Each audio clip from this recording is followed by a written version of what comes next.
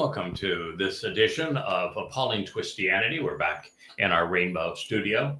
It is the last day of October and 2025, and we're progressing to declare what YAHOWAH made available for us to know regarding the actual Messiah and Son of God, our Savior and returning King, the chosen one. And he is absolutely not the individual that Christians have been led to believe. Not Jesus. There was no Jesus. Not Mr. Christ. Never existed. He was a figment of Paul's imagination, created in 52 CE by robbing David of all of his accolades and achievements. There was someone crucified in 33 CE. There was someone who fulfilled Passover, Matzah, and Bikuwrym in 33 CE, completing the fulfillment of Chag Matsah on the 9th of April of that year 4000 YAH. There was somebody who actually was an eyewitness to what occurred on Passover and described crucifixion 1,000 years before he endured it. So all of those things are absolutely and unequivocally known to us, and it is Dowd. And just so that we wouldn't miss what, well, at this point, 2.5 billion people today have obviously missed, God authored the 89th Mizmowr to tell us unequivocally that the Messiah, Son of God, the returning King and our Savior, is his beloved son, Dowd, who has been corrupted to David, the very person that Peter and Paul both claim was dead and buried, and therefore all of the promises that God made about him and through him to us were magically transferred to a person who is never named and who never actually existed. So we're concluding our review of that material into the around 45th statement of it. It will perhaps reach the end of it before this end of this program, but it has been a marvelous way to introduce Twistianity, because with the 89th Mizmowr, there is zero credibility for anything Paul wrote or anything that you will find in the Christian New Testament. It's all a product of identity theft. Replacement foolology, if you will. So God asks, what man of great strength and character, who is empowered to prevail? It's as an interrogatory, Gabor. Gabor is such an interesting term, ladies and gentlemen, because I was doing a series. In fact, we just finished the series upstairs on the Antichrist. And Daniel 9, the person who is delivering the prophecy is Gabry'el, and that is based upon Gabor. And it means to be courageous, to be capable, to be confident. And it is, Gabor means a man who is all of these things. And so the person that is proclaimed as Gabry'el is actually a man. And it's this man. They are the same individual. Gabriel, and this Gabor, this courageous and confident, most capable of men, is again God's beloved son, Dowd. And he says so throughout his testimony. In this case, he has made it clear that the only person he is talking about throughout the 89th Mizmowr is the Messiah, Dowd, David. So what man of great strength and character, empowered to prevail, lives, Chaya, is actually and continually alive, called imperfect, third person, masculine, singular, and will not witness death as a result of the plague. He is writing a rebuttal right now to the New Testament, saving his soul from the hand and the influence of Sha'ul. That would be Paul, folks. In other words, God's saying here, right here in the 89th Psalm, 1,000 years before Paul would pen his goddamn piece of trash letter to the Galatians in 52 CE, that Paul lied when he said that Dowd was dead and buried. He says that no, Sha'ul is the one who made this up. The truth is that Dowd lives. He not only had the first life, where he was the anointed Messiah, declared the Son of God, and became the defender of Israel, king of Israel, the author of 100 Mizmowr and Mashal, Psalms and Proverbs, that not only did he live that life, he continues to live, and he would, 1,000 years after this was written, just as he said as Gabry'el through Daniel in 555 BCE, he told us exactly what day he would arrive to fulfill Pesach, Matzah, and Bikuwrym, delineating April 9th of 33 as the year that, the day specifically that he would complete Chag Matsah, which is the day that it is completed in that year. And wrote the 22nd Mizmowr to explain exactly how he would fulfill, enduring crucifixion to fulfill Passover, and how he would take our guilt into Sha'ul on Matzah, so that we could be part of God's family come Bikuwrym. And the person who robbed him of all of that was Sha'ul. Remember when Sha'ul claims that he had his conversion experience on the road to Damascus? He's got 3 different versions of it because he couldn't keep his history straight. But it's Sha'ul. Yes, his name was Sha'ul. He changed it to Apollos because it sounded a little more like Apollo, and he was writing to Greeks after all. And he positioned himself as the ultimate God.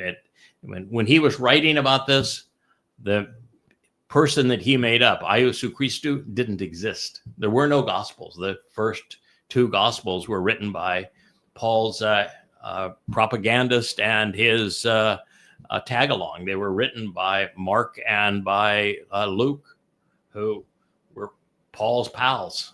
And they were written 10 years after Paul's death, because the first 14 letters and books of the Christian New Testament were all written by Paul. Paul is the author of the Christian New Testament. He is the author of Christianity. He is the creator of Jesus Christ. And that's what this is saying is, please now consider what this implies, that God's saying that Paul absolutely and unequivocally lied when he claimed that Dowd was dead and buried, because he continues to live. The Gabor, this most capable of men, he lives. He will never witness his death as a result of this plague. He will save his soul from the hand and influence of Sha'ul, the man who even admitted that he was demon-possessed. Sha'ul means to question him, the Benjamite wolf in sheep's clothing, who as a result of being demon-possessed, changed his name to reflect his affinity with Rome and with Greece, becoming Paulos, the principal author of the Christian New Testament, the father of lies and the son of evil, the plague of death, according to God. Lyrics to sing Mizmowr, Psalm 89:48. Every verb, and there were 4 actually in this question, was scribed in the third person, masculine singular, designating a single man as the subject of these claims, both good and then bad. The initial character is a Gabor, a great man, a person of courage and character, imbued with the strength to prevail. This is, therefore, addressing the subject of this song, the very person that God repeatedly says is Gabor, the very Son of God who is very much alive. And while he would experience the death of his corporeal body twice, once from old age, the other at the torturous hands of Rome through crucifixion, mankind's most beastly civilization in that case, his soul always endured. It has and will never experience death. We have Yahweh's testimony and affirmation on it. Peter and Paul lied. And that's not a casual lie, because claiming that David was dead so that they could steal his attributes and achievements and create this myth of Jesus is the very foundation of Christianity.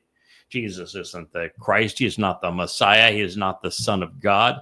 He is not the Savior. He was not crucified. He didn't exist. He is nothing but a product of identity theft. He is a counterfeit. And you have God's testimony. But you don't have to believe God if you don't want to. It's your choice. You can believe the piece of shit man that admitted that he was demon possessed, that never once quoted God correctly. Never once. He couldn't even quote his mythical Jesus correctly because his mythical Jesus didn't exist, and there were no gospels to quote because they wouldn't be written until after he had written his 14th letter and after his death, which is why Paul never once quotes gospel Jesus. He claims that he serves him, and yet he never once cited him. Figure it out, folks. It's not hard. Paul lied. The entire religion of Christianity is based on a pile of lies. So, Dowd is the antidote for the toxic venom that was spewed from Shaul's, Paul's poison pen. He was not only immune to the plague of death, but is also providing the antibodies which to fight the virus of Christianity and Judaism. So while many are saved by what he accomplished, he is the one. He is the only one who offers salvation. So let's be clear. The villain here that lied is addressing Sha'ul, the man, not Sheol, the place. Sheol does not have hands or influence.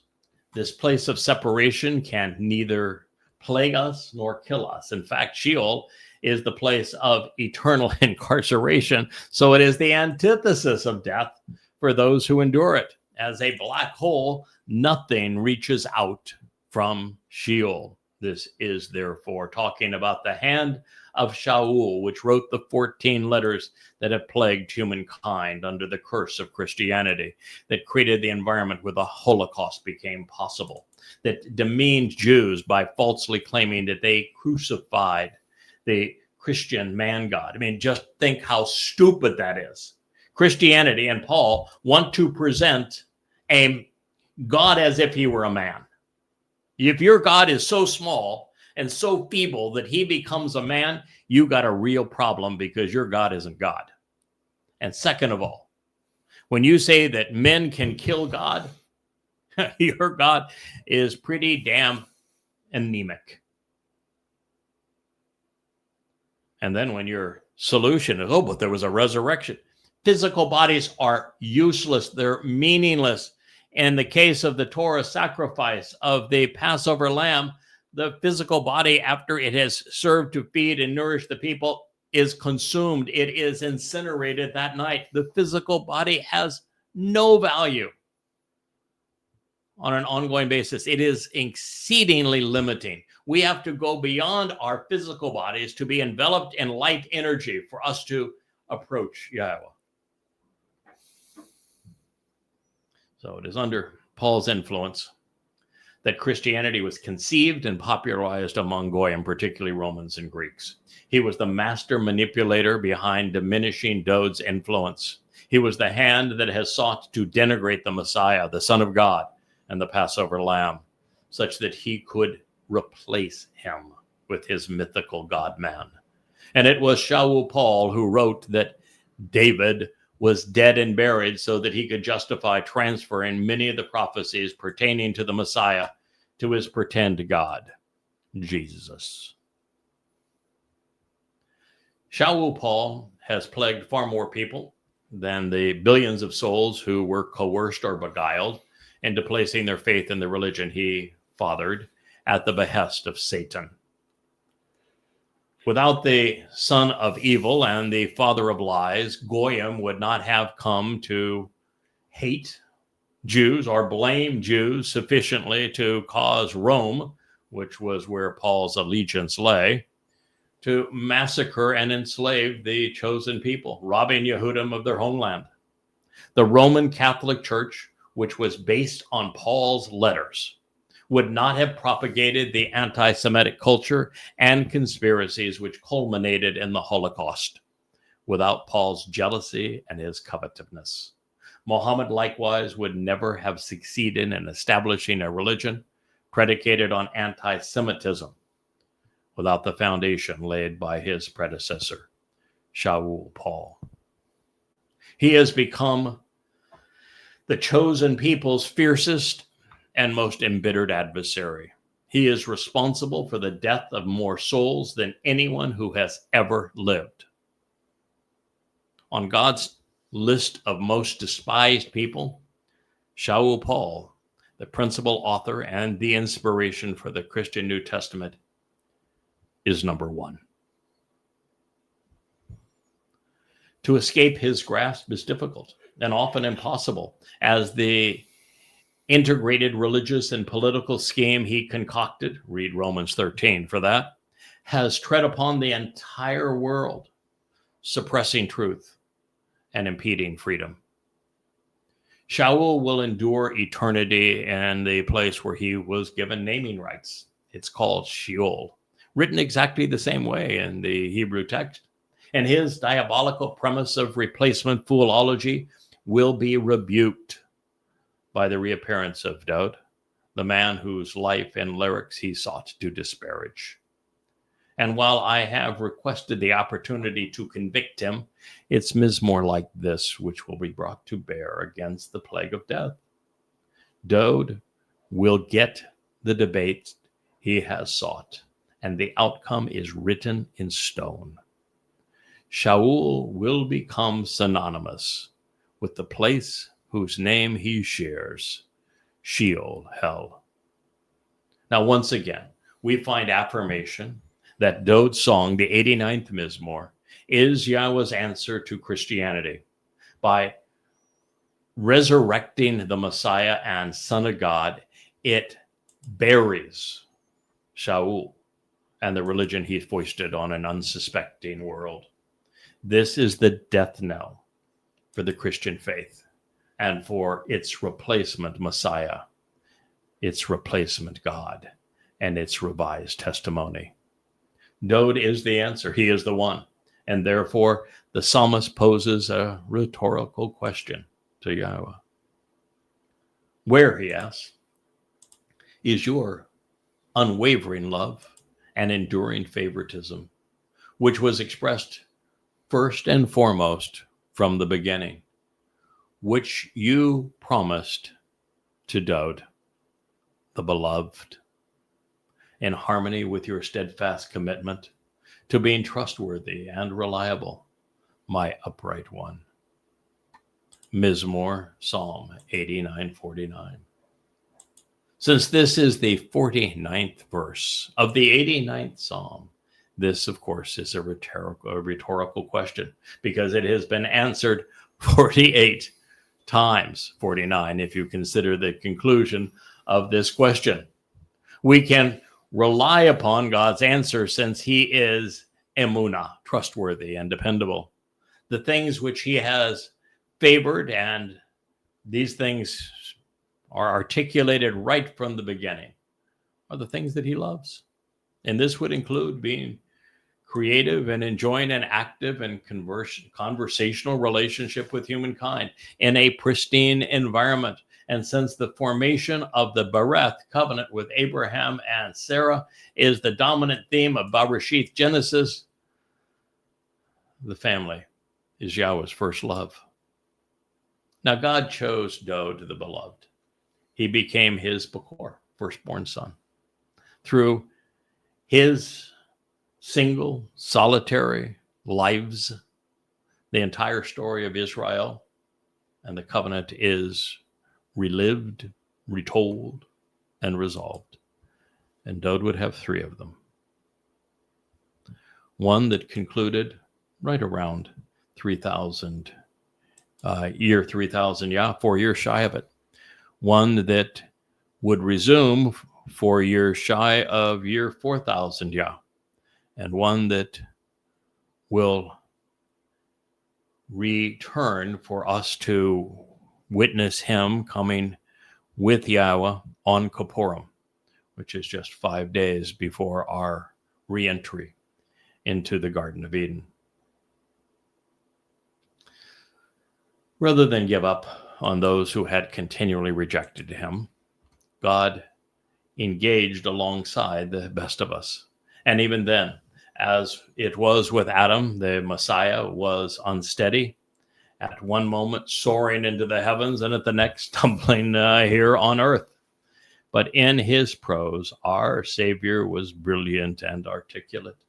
He was a voracious reader and a voluminous writer. God's most learned student became our most effective teacher. Dowd paid attention and valued Yah's advice, but he also understood it, and he shared what he had come to comprehend with us.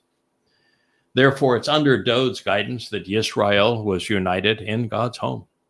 They were protected and they thrived, at least until they lost focus and stumbled once again and fell under his son. This time, however, Dowd, recognizing that he had become part of the problem, solved his people's rebellion against YAHOWAH once and for all, at least for those who take advantage of what he is offering. He realized that since Sukkah would be his, he would and should fulfill the Miqra'ey, beginning with Pesach, Matzah, and Bikuwrym, so that he could return on Bikuwrym and therefore be king of Sukkah. I am certain that the shepherd and king came to this conclusion as he and his father were discussing homes, their requests, and God's promises and accolades, all of which are recorded in 2 Samuel 7. A prophetic pronouncement that we have considered and will continue to review because it is so essential to understanding God's plan with his son and for our lives. Now, with his great mind, Dowd would have instantly made the connection between YAHOWAH's affirmations to him and what occurred as the covenant was confirmed on Mount Moriah. He recognized that in the Yobel year of 2000 Yah, 1968 BCE, the meeting on Moriah, Mount Moriah, served as a harbinger of Passover. And during a discussion on beloved sons and even only sons, God said that he would provide the lamb. As a student of the Torah, Dowd further realized that the Pesach had also been instrumental in providing life and liberty for the children of Yisrael and Mitzrayim. He knew that on Matzah they had walked out of the realm of religious and political oppression. He knew that they were reborn in the covenant as they emerged from the sea in the celebration of Bikuwrym. And he was the brightest among us, so he rightfully concluded that the Torah's enriching enlightenment had been initially offered during Shabu'wah. The stage was set for the fulfillment of the Miqra'ey at a later date, presumably 40 Yobel from the day of the previous promise, which would make it the Yobel year of 4000 Yah, which is 33 CE. And yesterday in our program on the conclusion of the Antichrist series, we took the dates that Dowd provided as Gabry'el to Daniel, and we did the math, and we were able to prove that when he was talking to Daniel in 555 BCE, he gave the exact date that he would fulfill Chag Matsah in year 4000 Yah, 33 CE, April 9th of that year. He made it obvious. It's too bad that the religious remain oblivious. Now, having written the ultimate treatise on the Torah in his 119th Mizmowr, Dowd would have understood, as we have, that with the fulfillment of the first three Mow'ed these restoring witnesses to the eternal testimony. The benefits of the Beryth would be assured. So he manned up, Gabor in God's parlance, and volunteered to do the right thing. His bashar, corporal body, became the Passover lamb, while his nephesh soul carried Yisrael's guilt into Sheol, depositing it there, never to be seen again. The father's firstborn was Bikuwrym, enabled the Shabu'wah and the teruah harvest as a result of this through firstborn children. The covenant would be firmly established, its benefits reliably provided. Problem resolved, thanks to Father and Son. Those who accept their gift will live forever, be perfected, having their guilt removed, and then adopted into God's covenant family, enriched and empowered. That is what you're giving up if you believe Paul in the Christian New Testament. That's what you give up if you believe Akiba and Maimonides and the Talmud.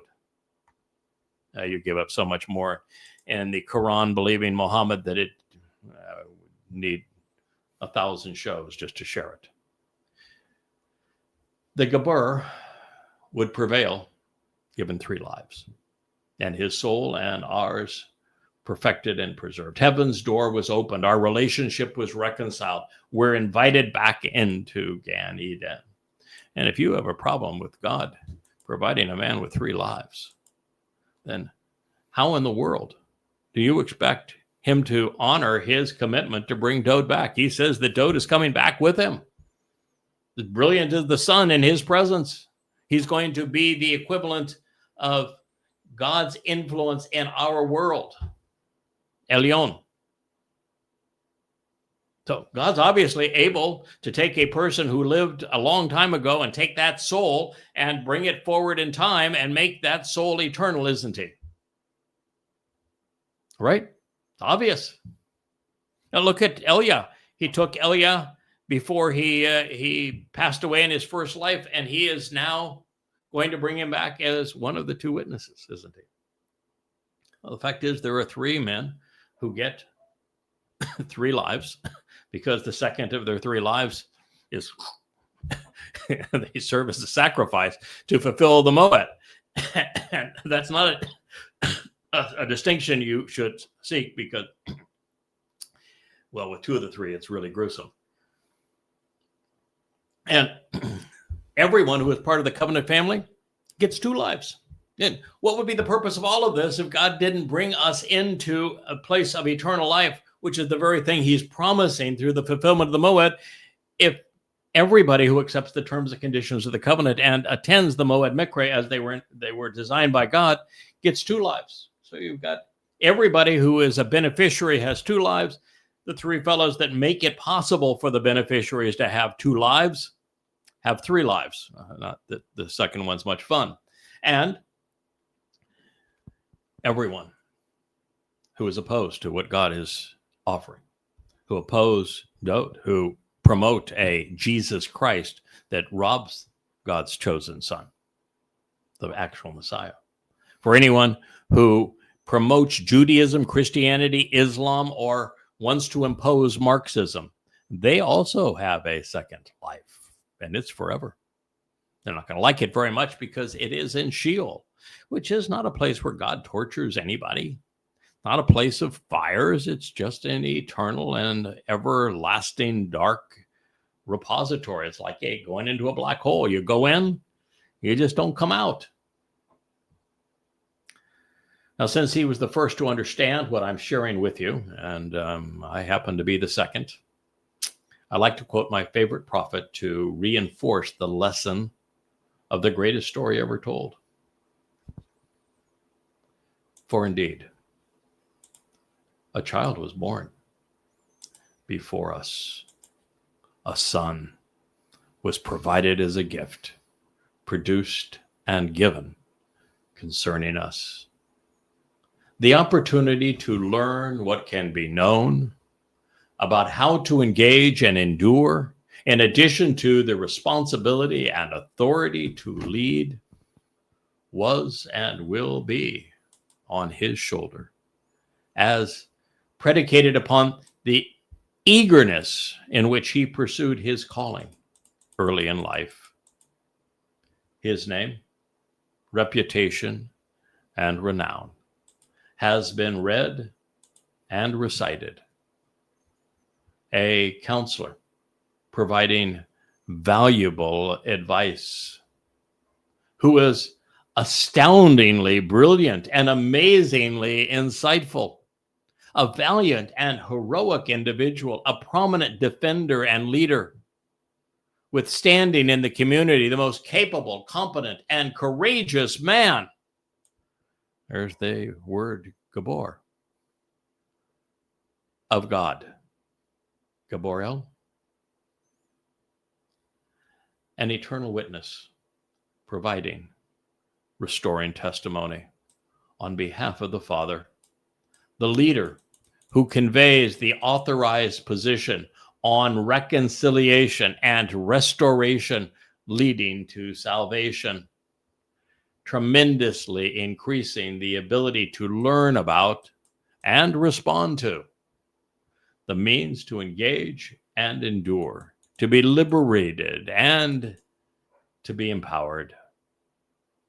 As a result of this approach, reconciliation and restoration, complete satisfaction, and total contentment will be without end upon his throne, his seat of honor,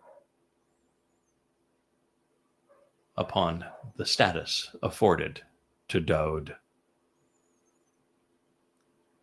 as well as upon his kingdom, through his considered advice and counsel, so as to be prepared and established by it, and to be restored and sustained by it, with the means to exercise good judgment and justly resolve disputes by being right, from then to now and forevermore. It is the deep devotion and the passion, the zeal for fervor and exclusivity, the strong desire to accomplish something special, and ardent love, even jealousy of YAHOWAH, of the vast array of spiritual implements, has engaged and will continue to act to make this happen. YAHOWAH, Isaiah 9, 6, and 7. It is reprehensible, absolutely disgusting, that Christians believe that prophecy, that profound declaration, pertains to the mythical Jesus Christ. When one name was mentioned, one person was described. One person is called right, Sadak by God, Dowd. One person is called the Gabor of God, Dowd. One name was mentioned in this, Dowd. One throne is eternal, Dowd's. One son was given for our behalf, because there is one man that is called the very Son of God, Dowd.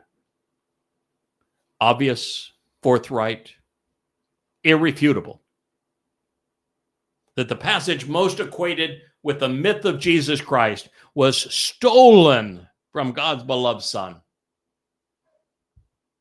Dowd, David. And that leaves Christianity completely naked and ashamed. There's nothing left of it when you simply listen to what God has to say.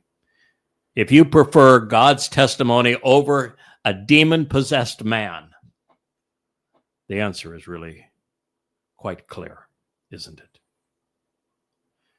YAHOWAH, Isaiah, and the Mizmowr Psalms are hand in glove. They are most useful when brought together. And so it is from the perspective of the Song of the Sun. It elucidates Isaiah's most acclaimed prophecy regarding the Son of God.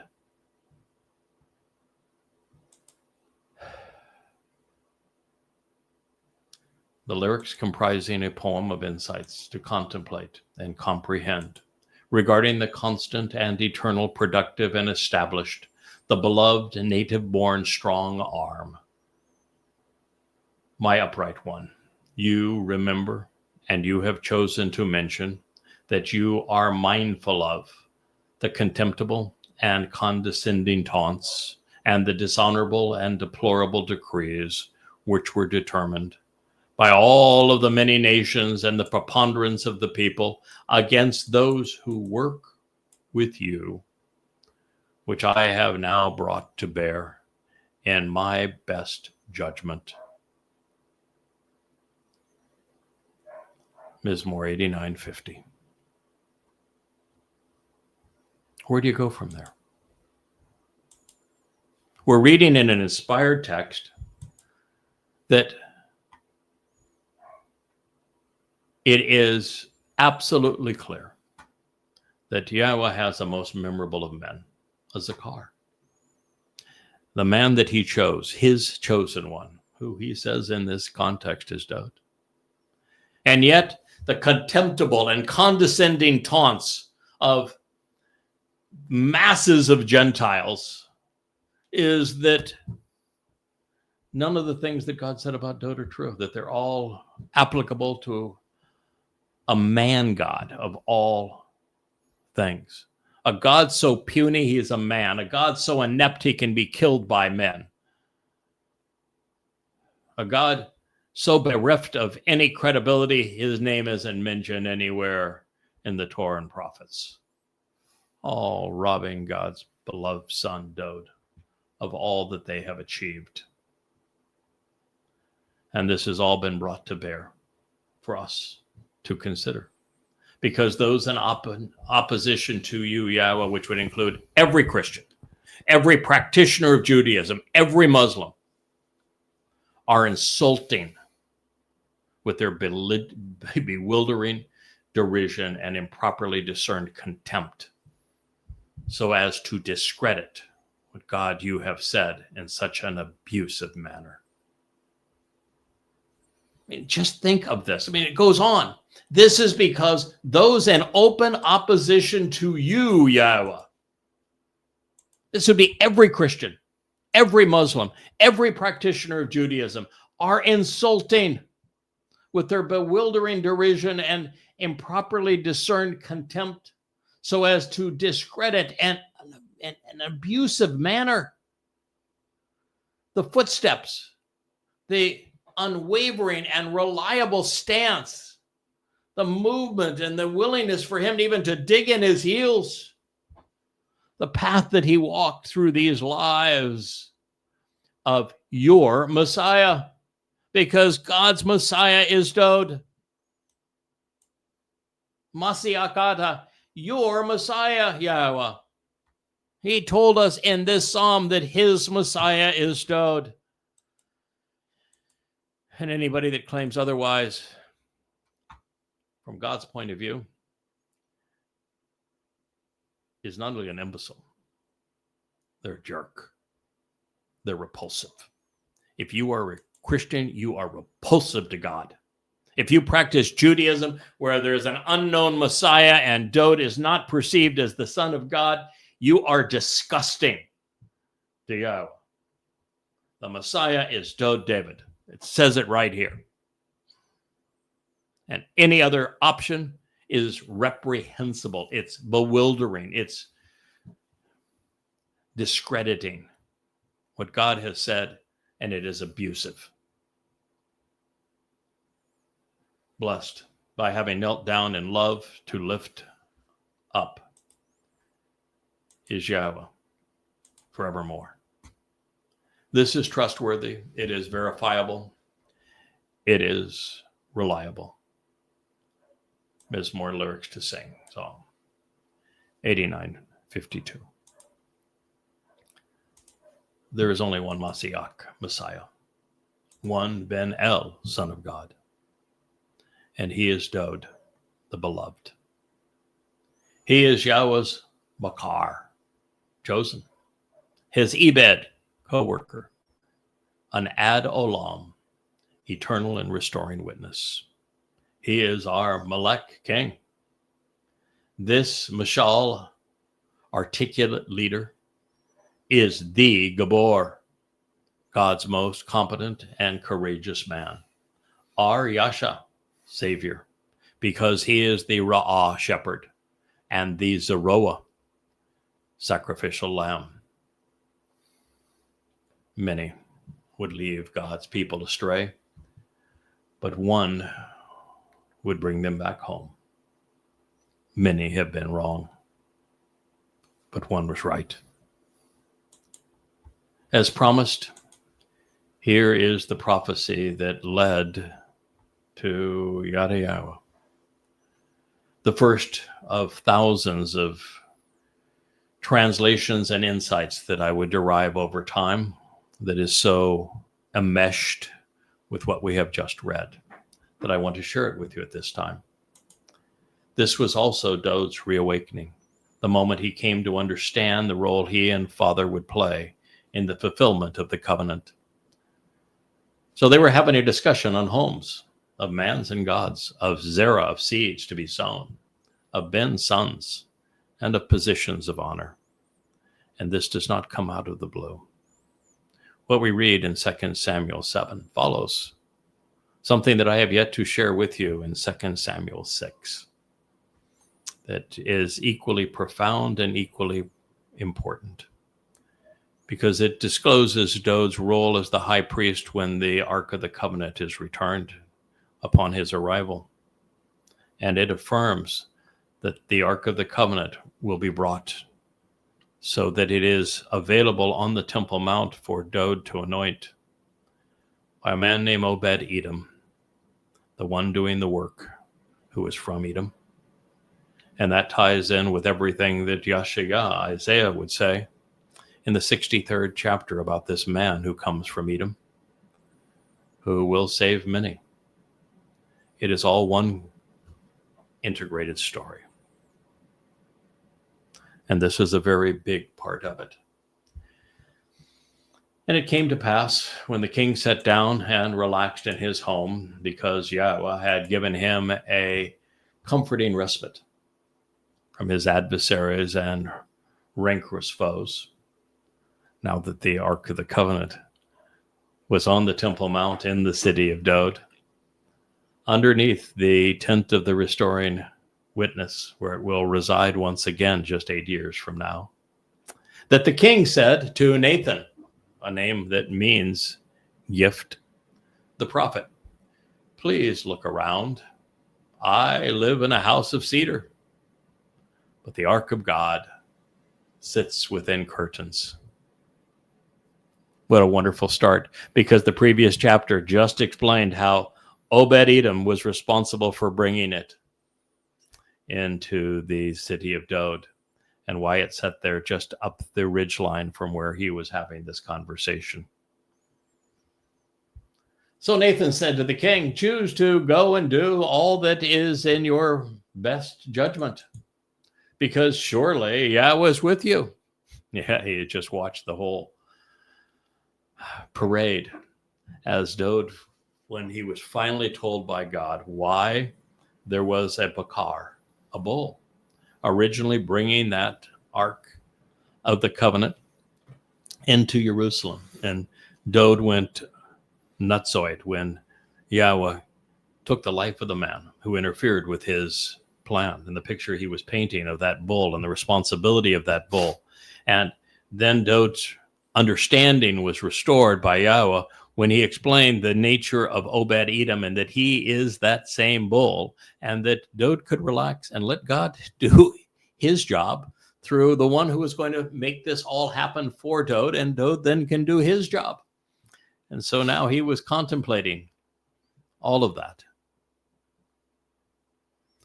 So he conveyed this. After telling him Yahweh was with you, which, by the way, is how the previous chapter ends, after a the ultimate retort. We'll share that in another series of programs with you coming up. That evening, the word of Yahweh came to Nathan. He conveyed, go and tell Dowd. Who? Dowd. Whose name was mentioned multiple times in the 89th Mizmowr, that was the Messiah, the chosen one, the Savior, the returning king, the one that God was going to carry out all of these things through. Dowd. Who was the one that was named in Isaiah 9, 6 and 7? Dowd. Go tell Dowd, my coworker, that this is what Yahweh says. Why should you build me a home to live in? That is what I love about this, is that God's snarky with him. And every time I have a conversation with God, he's snarky with me. It's just like, okay, people have been really annoying. I finally have a couple of fellows that I can work through, but they still are people. They got a long way to come. But we're going to make this thing happen. And so I'm giving them a real big responsibility. But, in our relationship, God is just a bit snarky. It's like when I was having a conversation with Leah, my wife, about Asher when she was only a few months old, and we were talking about the teruah harvest, and we were asking, so what's going to happen with Asher, our beloved lab, when we go through this and we leave on teruah? And God just came back and said, so where do you think you're going to go? Little did I know at the time, I'm the sacrifice for teruah. I'm not going anywhere. But it's just the attitude that he comes. It's the exact same attitude we're experiencing here. God doesn't change. The people he chooses to work with, he has a sense of humor with, and you either love that or you don't like it. He's not this Lord type that says bow to me and how dare you say that kind of stuff. No, he says go in, tell Dowd, my coworker, the guy I'm working through. Now, mind you, he is the guy that I've chosen to work with. His name means beloved. So go tell him, this is what Yahweh has to say. Why should you build me a home to live in? Oh, but he wasn't done. Indeed. Have I not lived in a house since the time that I lifted up to be with me the children of Israel out of the crucibles of oppression and Mitzrayim? Then, as an ongoing witness to the restoring testimony up to this day, I have been moving about in a tent. That's the tabernacle and home.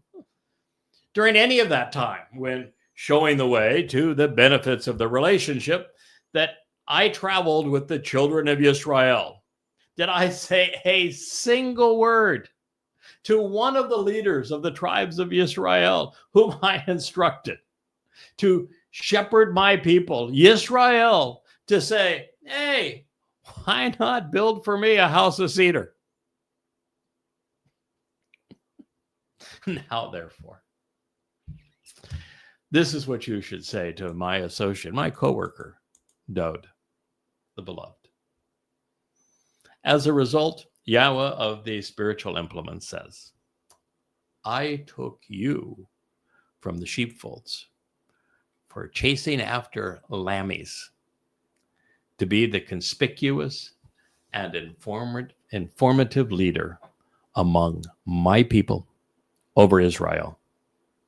I have been with you throughout it all, revealing the benefits of the relationship. As you journeyed through life, I have cut off accordingly all of your enemies from your presence, and I have engaged on your behalf to make for you an exceptionally important name, the greatest designation and the most distinguished reputation when compared to other designations pursuant to the relationship on earth. Furthermore, I will appoint and establish a dwelling place for my people, Israel. I will do that. I will plant them such that they may abide throughout a less chaotic time than this. Talking about, obviously, the future. They were already in Israel. But it was a chaotic time, and he's going to return them, he says. I will plant them there, such they may abide throughout a less chaotic time than this, and no longer be agitated, anguished, or terrorized. This begins 8 years from now. They will not continue to be afflicted or degraded, disparaged, or denigrated by Judaism, Islam, and Christianity, by unjust and harmful, perverted and violent descendants of evil, as will have formerly been the case, particularly as we go through these next 8 years. Samuel 2:7, now we're at the 10th verse. From the day which, for the benefit of this relationship, I appointed and instructed judges on behalf of my people, Israel, I will provide a respite from all of your enemies. In addition, Yahweh is boldly and publicly announcing to you that indeed he will act, engaging with you to create the family and home of Yahweh. He will act, engaging with you, Dowd, to create the family of Yahweh, the covenant. 2:7-11. And there it is. The announcement that Yahweh would engage with Dowd to establish his family. This is precisely what he did in his second of 3 lives by fulfilling Pesach, Matsah, and Bikuwrym, firstborn children. Since this is accomplished for the Beryth through the Miqra'ey, the Son of God fulfilled one on behalf of the other. Indeed, Dowd would become the Passover lamb. Surely, your time will be thoroughly proclaimed and continually fulfilled with everything that needs to be done. You will rise up and take a stand to bring into fruition with your offspring that which you have sown for the harvest. Zerah. Something more in the end without hesitation for you, for the benefit of the relationship. It will be extracted and it's going to be withdrawn out of a small particle of your physiological nature. Now, as I have stated, Dowd's DNA was used to create the Bashar corporal body. His nephesh soul would occupy to fulfill Pesach, leading to Matsah and Bikuwrym. In so doing, the seeds were sown that will grow into the harvest of Bikuwrym and then Shabu'wah. Then, after the foreshadowing of the 89th Mizmowr, by speaking to his son, Yahweh transitions to speaking to us about him. Because obviously I was exceedingly proud of what his son will accomplish. And he wants us to know it.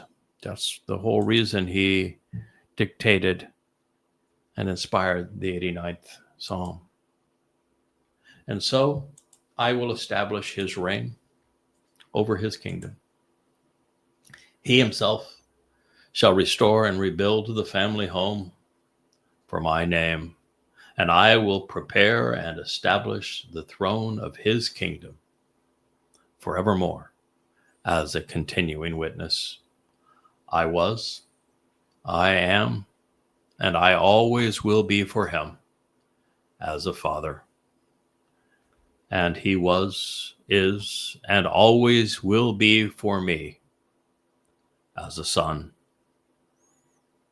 So when that which is associated with him is warped and perverted by Christianity and Judaism, even Islam, twisted such that it is contrary to what has been stated right here, I will resolve the dispute against him.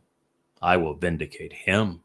I will decide with him and expose and issue a condemnation against the weapons and staves wielded by the rulers of nations, of men, and against the fungus and plague that has fallen upon the descendants of Adam. He's speaking of religion. Dowd is the rightful heir to the family. He lives for it. His lives served it. His lyrics begat it. And for having enabled the growth of Yahweh's family, God's Son has been afforded the ultimate seat of honor, one that will blaze as brilliant as the sun upon Dowd's return. And just as we have seen throughout Dowd's song, Yahweh is exceedingly disappointed and disgusted with his people and humankind in general for having perverted and twisted what was associated with Dowd, his beloved son. And he intends to hold religious Jews, Christians, and Muslims accountable for what they have done to pervert his testimony. Thereafter, God provided a perfect explanation of the religious crusade to transfer the promises he made to his Messiah to create a mythical Christ.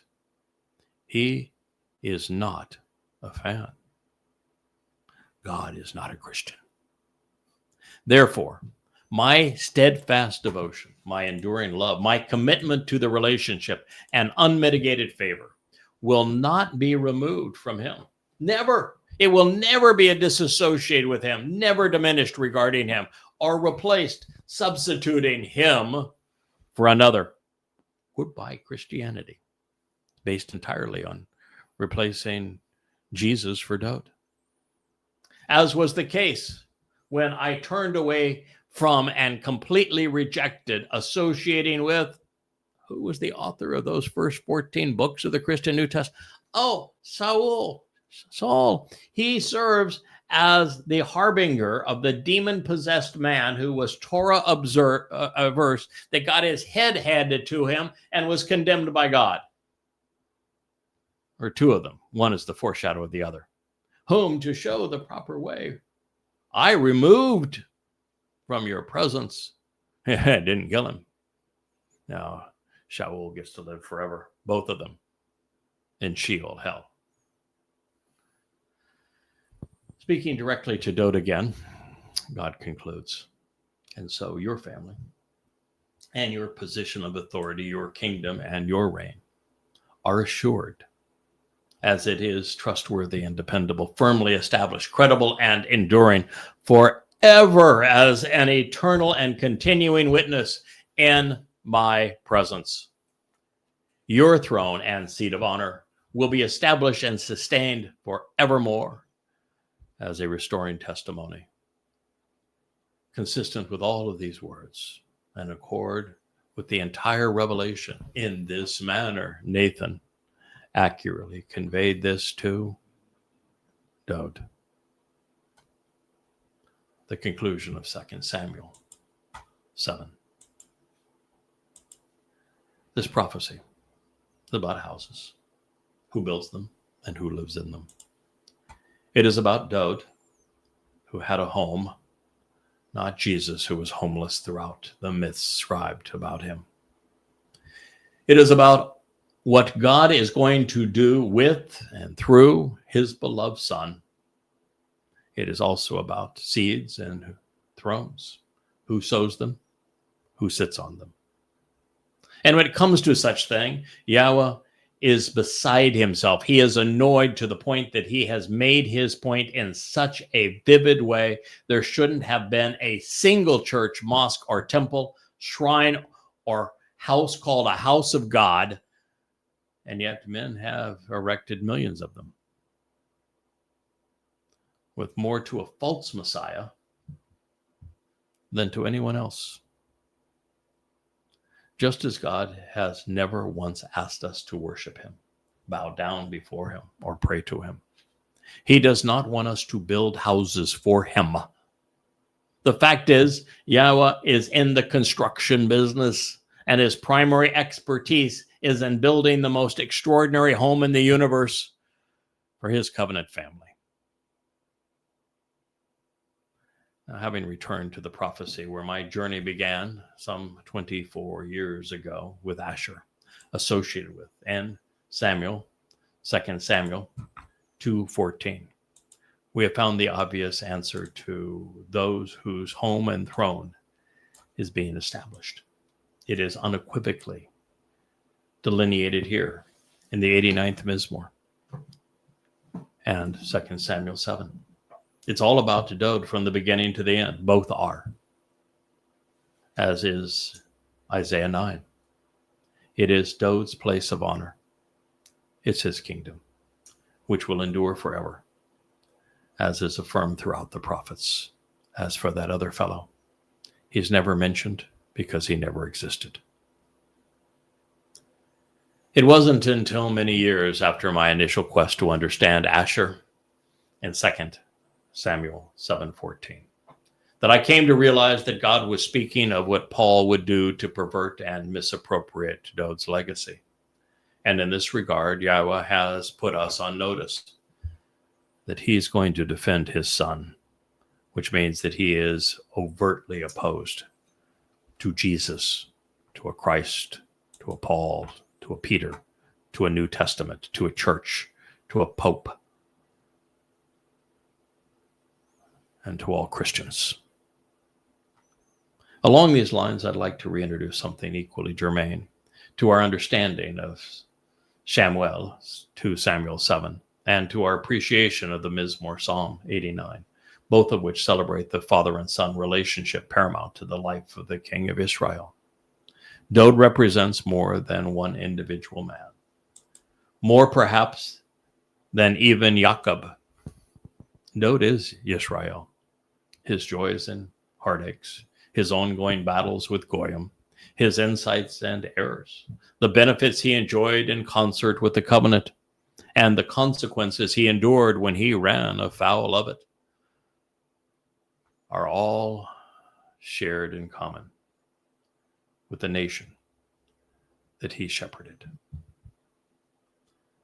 And with that, we'll conclude our review of the 89th Psalm, its parallel in 2 Samuel 7, and close the book on this portion of our introduction to Appalling Twistianity.